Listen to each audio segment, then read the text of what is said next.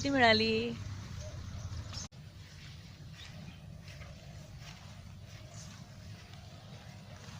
Mail दाखव, हाताला काटा लागला. काट्याचं झाड आहे ते बोराचं झाड. भाजी घरी जाऊन खाण्यापेक्षा ती रानात जाऊन अशी शोधून काढल्यावर जी मजा असते ना ती खूप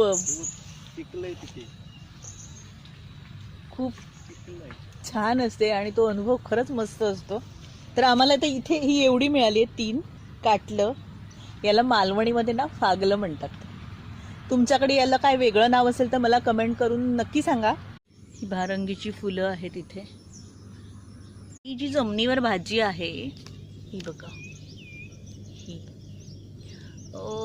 ही भाजी कौला म्हणतात या भाजी. नक्की ती हीच भाजी आहे का? तुम्हाला कोणाला या भाजीबद्दल काही माहीत असेल तर मला नक्की सांगा.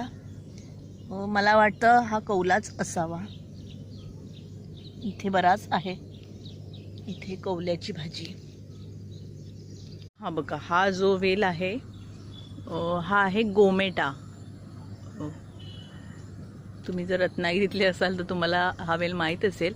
नागपंचमीच्या पूजेला हा वेल वापरतात आणि याला तोंडलीसारखीच फळं येतात, सेम तोंडलीच्या आकाराची आणि सेम तोंडलीसारखी दिसतात. हा वेल सगळा पसरला इकडे, हे बघा इथे. आता आम्ही या भाज्या जमवल्यात थोड्याशा, म्हणजे भारंगी आहे, टाकळा आहे आणि आता ही काटलं मिळाली आहेत. अशा सगळ्या मिक्स भाज्या घेऊन जातोय आम्ही.